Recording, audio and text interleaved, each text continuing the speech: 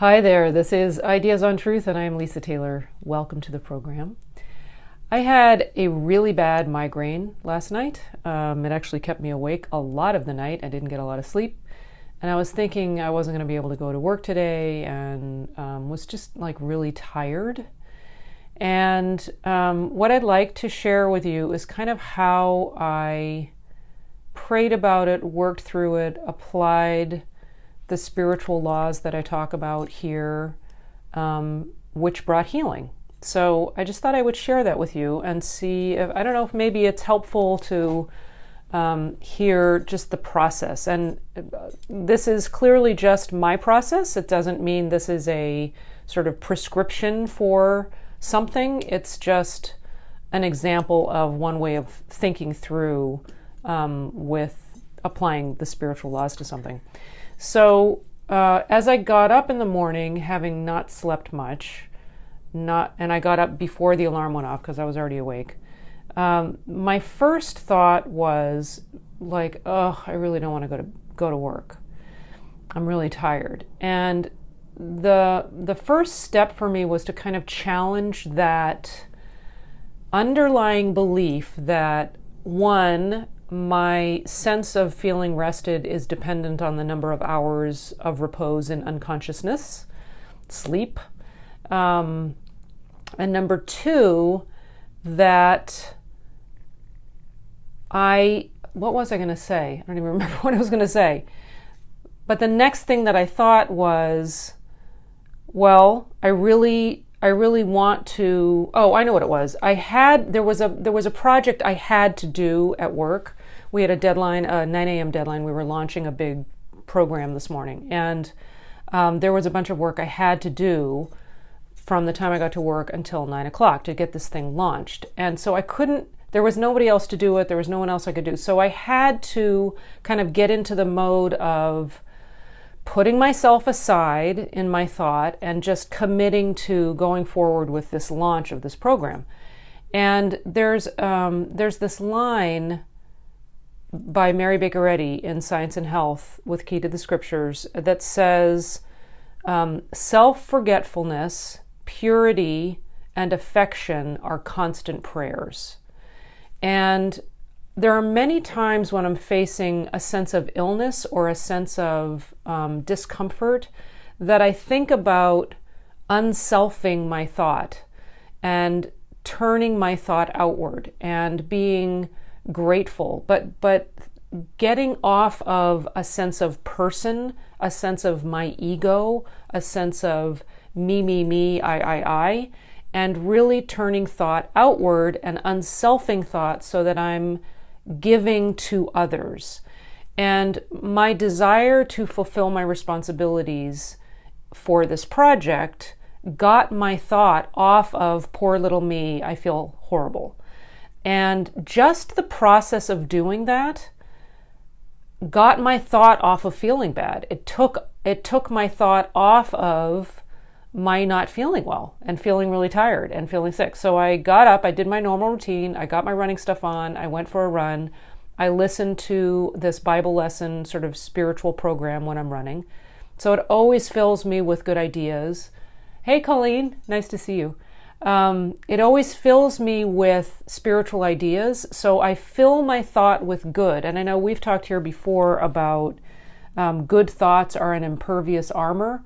Clad therewith, you are completely shielded from the attacks of error of every sort. And not only yourselves are safe, but all whom your thoughts rest upon are thereby benefited. That's another Mary Baker Eddy quote. But I think that one's from Prose Works, actually. So good thoughts, filling my thought with good while I listen to this radio program is another step in the process of this healing this morning. But just that approach of unselfing my thought, of filling my thought with good, by the time I got back from my run, I actually had completely forgotten about having a migraine. I didn't have any pain anymore. And there just was no thought of it anymore. And if there's no thought of it, there can be no experience of it. So a lot of times a healing takes place. Well, it's always a shift in thought. It's always a shift in consciousness. but it's shifting one's thought from identifying with the ego, the false sense of ego, me, I, to an unselfed, aligned thought with source, with capability, with being unselfish and giving and looking outward. Because as we align with our source, with God, with love, with truth, with all things good, we naturally are in a giving state, not in a selfish state. And whether that giving is just giving of our rich overflow, expressing the good that we're experiencing, or it's receiving. Giving can be receiving. It can be receiving all that God has made us to be so that we can let that flow through us, which ultimately is giving. So I just wanted to share that process for me, that self-forgetfulness, purity, and affection are constant prayers.